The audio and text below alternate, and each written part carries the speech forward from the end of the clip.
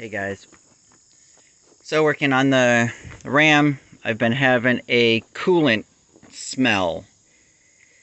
So, you know, the usual suspects on these big 6.4s is the EGR cooler that lives under the intake.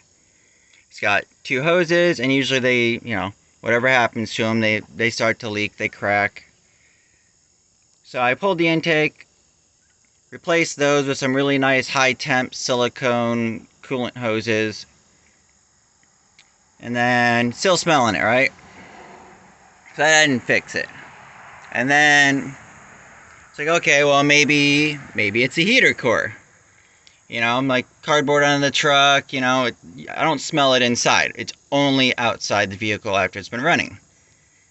So since this truck tows a lot, so I get back from a hard day's towing, park it, put some cardboard under it, nothing. No drips, not a single one. And then you look under it, there's definitely coolant from somewhere. Because it's like on the axle, it's like on the transfer case. So it's like, alright.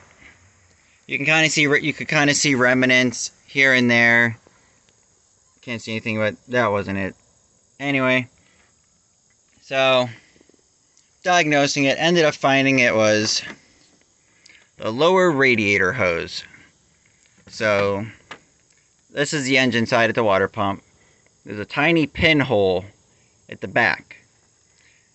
Other than the fact, yeah, it was trying to slide off this plastic collar when I removed it. So the only way that was found, it did not leak unless it was at a higher RPM. So at idle, no leak. Well, when you're towing, I got it locked out in 4th or 5th gear depending on the weight. So I'm, 2,500 RPMs, we'll say, for, hours at a time, etc. And that's when it leaks. So I basically had to put a brick on the throttle,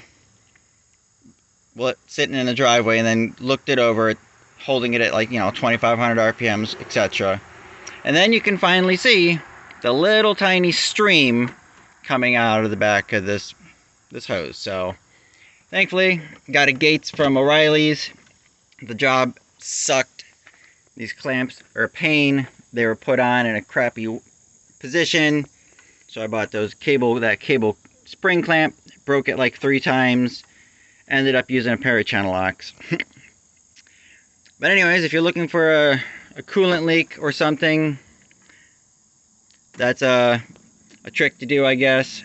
Put a brick on the throttle or have somebody hold it 2,500, 3,000 RPMs after it's warmed up and there's some pressure on the system, and see if you got a leak somewhere.